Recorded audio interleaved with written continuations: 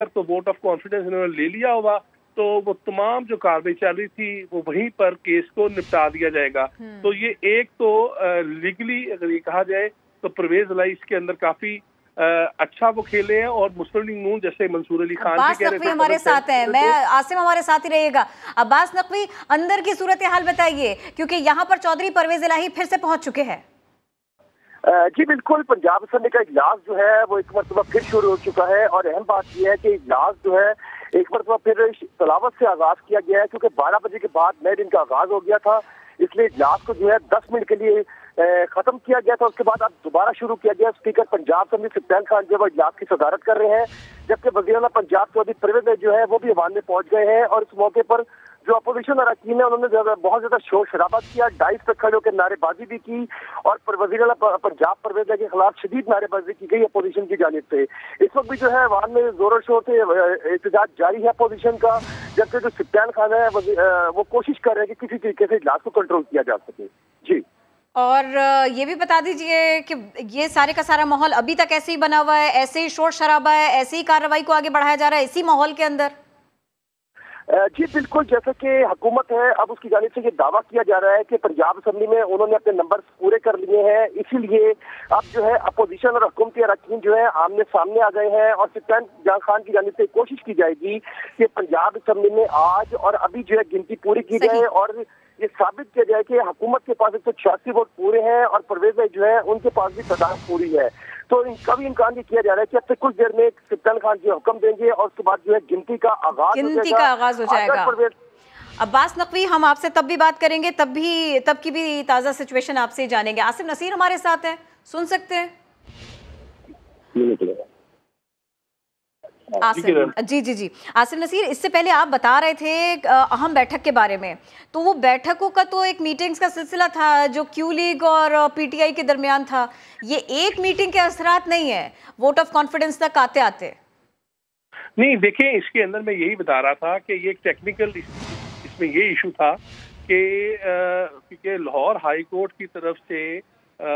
बहुत वाज़ेह तौर पर लग रहा था, क्योंकि वो कोर्ट प्रोसीडिंग है, लेकिन जो हमें नजर आ रहा था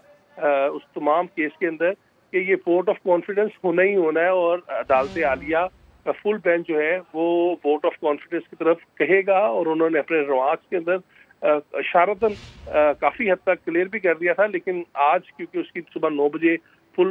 बेंच की दोबारा से समाअत होनी थी, और उसमें कभी इम्कान था कि उन्होंने इसके अंदर शायद, क्योंकि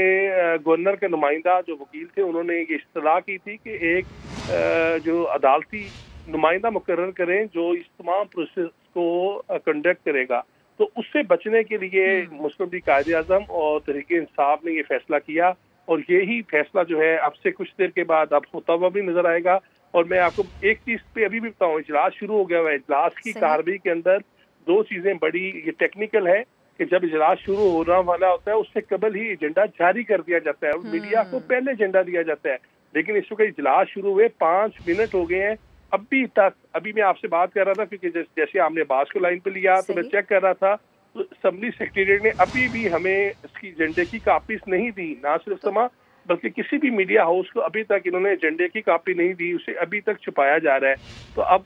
ये नहीं मालूम हो रहा कि ये जो इजलास शुरू हुआ है इसके अंदर क्या कुछ होगा और उस एजेंडे में क्या रखा गया, क्या स्ट्रेटेजी है,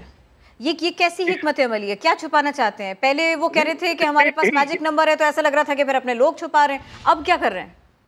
बात यही तो एक बात है कि आप एजेंडे को जब उसे रोकेंगे, एजेंडे को जारी नहीं करेंगे, तो आप राय शुमारी के ऊपर किस तरह करेंगे? तो फिर वो जो अपोजिशन के एतराज़ात हैं वो भी फिर खुल के सामने आएंगे कि ये